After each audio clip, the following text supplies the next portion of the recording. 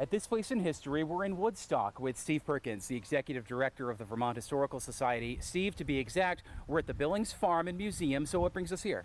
So Mike, this place is just an incredible place for people to visit. It's been a model farm for Vermonters for well over a century. It still is so today. We're going to go inside and we're going to meet with Christine Scales, who's the director of education. Yeah, so Billings Farm, it's named after Frederick Billings, who purchased the farm in 1869 and established it as Billings Farm 1871. Frederick Billings grew up in the area, moved west to California, and kind of made his fortune out there, but really felt a strong pull back to Vermont and back to his home.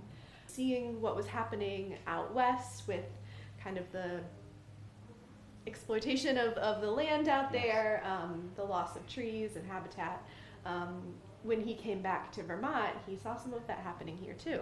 Vermont had a really big sheep boom in the mid-1800s. They were importing a lot of merino sheep. That's right. And so the sheep, a lot of land was cleared for pasture. It was also cleared for firewood, for fertilizer.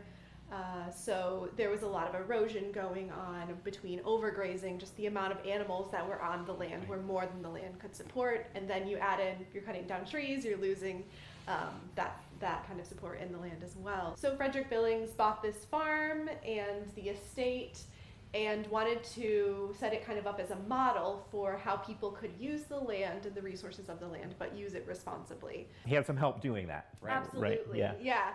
So obviously Frederick Billings didn't do it himself. He had a great farm manager in George Aitken, who was a Scottish immigrant who worked for him from 1884 until his death in 1910. We are in his office right now. Yep.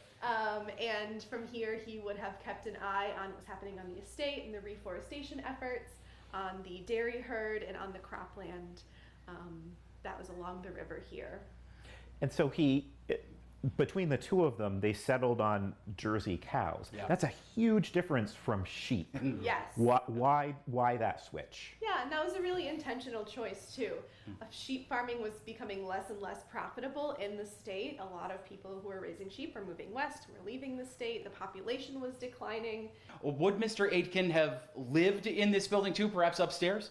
Yeah, so the house was designed for three specific purposes. And number one was as a place of business. Another main purpose was to be as a residence for George Aitken and his family. He had a wife and 4 daughters who all lived here. And then the third purpose was as a butter factory. So in the basement we have an 1890s butter factory, which is called the creamery. So we're still a working farm today. Yep. We still produce milk and sell it. It was private, owned by the Billings family, until the 1980s. So how can people learn more about Frederick Billings and about this farm? Yeah, so they can come visit us at Billings Farm and Museum. We are open every day through the end of October, and then open weekends after that until we reopen in April. And they can visit our website at billingsfarm.org as well, and on our social media pages. A model for sustainable agriculture in Woodstock at this place in history.